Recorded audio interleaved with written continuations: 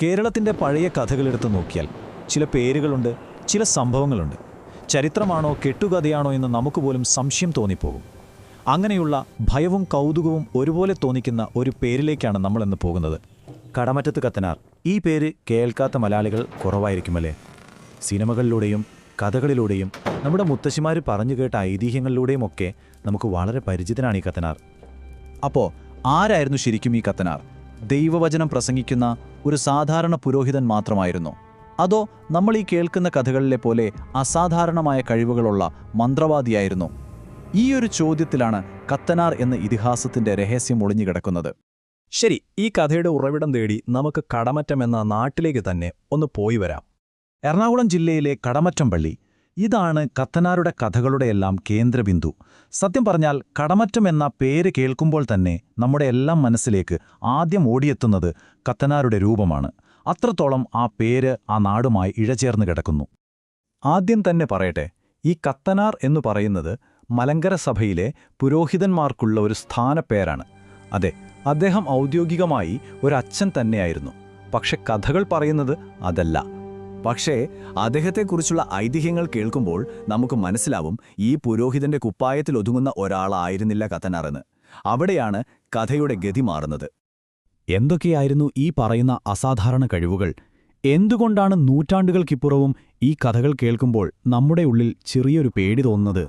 ആത്മാക്കളോട് സംസാരിക്കാനും എന്തിന്, അവയെ നിയന്ത്രിക്കാൻ പോലും അദ്ദേഹത്തിന് കഴിവുണ്ടായിരുന്നു എന്നാണ് പറയപ്പെടുന്നത്. വെറും മന്ത്രങ്ങൾ കൊണ്ട് ഭീമാകാരമായ വസ്തുക്കളെ ചലിപ്പിക്കാനുള്ള സിദ്ധി. പിന്നെ നാട്ടുകാരെ ഉപദ്രവിച്ചിരുന്ന യക്ഷികളെയും ദുഷ്ടശക്തികളെയുമൊക്കെ ഒറ്റയ്ക്ക് നേരിട്ട് തളയ്ക്കാനുള്ള കഴിവ്. ഇതൊന്നും ഒരു സാധാരണ പുരോഹിതനിൽ നിന്ന് നമ്മൾ പ്രതീക്ഷിക്കുന്ന കാര്യങ്ങളല്ലല്ലോ. അദ്ദേഹത്തിന്റെ ശക്തി എത്രത്തോളം വലുതായിരുന്നു എന്ന് കാണിക്കുന്ന ഒരുപക്ഷേ ഏറ്റവും പ്രശസ്തമായ ഒരു കഥയുണ്ട്. അത് കേട്ടാൽ ആരും ഒരു നിമിഷം അമ്പരന്നു പോകും. ഒറ്റ രാത്രി കൊണ്ട് ഒരു പള്ളി പണിത കഥ. സംഭവം ഇങ്ങനെയാണ്. കടമറ്റത്ത് ഒരു പുതിയ പള്ളി പണിയണം. പക്ഷെ അന്നത്തെ കാലത്ത് വലിയ പാറകളൊക്കെ വെട്ടിയെടുത്ത് അത് ദൂരസ്ഥലങ്ങളിൽ നിന്ന് കൊണ്ടുവന്ന ഒരു പള്ളി പണിയുക എന്നൊക്കെ പറയുന്നത് ഏതാണ്ട് അസാധ്യമായ ഒരു കാര്യമായിരുന്നു. ഇവിടെയാണ് കത്തനാരുടെ എൻട്രി. ഐതിഹ്യം പറയുന്നത് അദ്ദേഹം തൻ്റെ മന്ത്രസിദ്ധി ഉപയോഗിച്ച് ഭൂതഗണങ്ങളെ വിളിച്ചു വരുത്തി എന്നിട്ട് അവരെക്കൊണ്ട് പള്ളി പണിയിപ്പിച്ചു എന്നാണ്. അതിൻ്റെ ഫലമോ അവിശ്വസനീയം.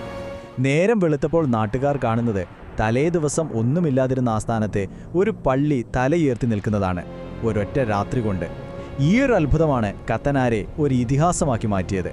പക്ഷേ ഈ അത്ഭുതങ്ങൾക്ക് പിന്നിൽ ഒരു വലിയ ചോദ്യം ഒളിഞ്ഞിരിപ്പുണ്ട്. ക്രിസ്തുവിൻ്റെ വചനം പ്രഘോഷിക്കുന്ന ഒരു പുരോഹിതന് എവിടെ നിന്നാണ് ഭൂതങ്ങളെ നിയന്ത്രിക്കാനുള്ള ഈ ശക്തി കിട്ടിയത്? ഇതിനെക്കുറിച്ച് രണ്ട് വാദങ്ങളുണ്ട്. ഒന്ന്, അത് ജനങ്ങളെ സഹായിക്കാനായി ദൈവം കൊടുത്ത ഒരു പ്രത്യേക വരദാനമായിരുന്നുവെന്ന്. എന്നാൽ മറ്റൊന്ന്, അദ്ദേഹം മറ്റേതോ നാട്ടിൽ പോയി പഠിച്ചെടുത്ത ഗൂഢമായ മന്ത്രവാദമാണ് ഈ ശക്തിക്ക് പിന്നിലാണെന്നാണ്. ഇവിടെയാണ് ഈ കഥയിലെ ഏറ്റവും വലിയൊരു വൈരുദ്ധ്യം. കാരണം ക്രിസ്തീയ വിശ്വാസത്തിൽ മന്ത്രവാദത്തിനും ആഭിചാരത്തിനും ഒന്നും സ്ഥാനമില്ല. എന്നിട്ടും ഒരു പുരോഹിതൻ തന്നെ അത് ഉപയോഗിച്ചു എന്നത് കത്തനാർ എന്ന വ്യക്തിയെ കൂടുതൽ നിഗൂഢനാക്കുന്നു, അല്ലേ?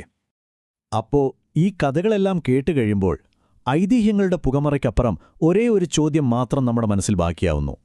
കടമറ്റത്ത് കത്തനാർ എന്നത് ചരിത്രത്തിൽ ജീവിച്ചിരുന്ന ഒരു യഥാർത്ഥ വ്യക്തിയായിരുന്നോ? അതോ നന്മയും തിന്മയും കൂടിക്കലർന്ന ഒരു കാലഘട്ടത്തിന്റെ ഭയങ്ങളിൽ നിന്നും പ്രതീക്ഷകളിൽ നിന്നും തലമുറകൾ രൂപപ്പെടുത്തിയെടുത്ത ഒരു സങ്കല്പമാണോ? ഈ ചോദ്യത്തിന് കൃത്യമായ ഉത്തരം ഒരുപക്ഷെ നമുക്ക് ഒരിക്കലും കിട്ടിയെന്ന് വരില്ല.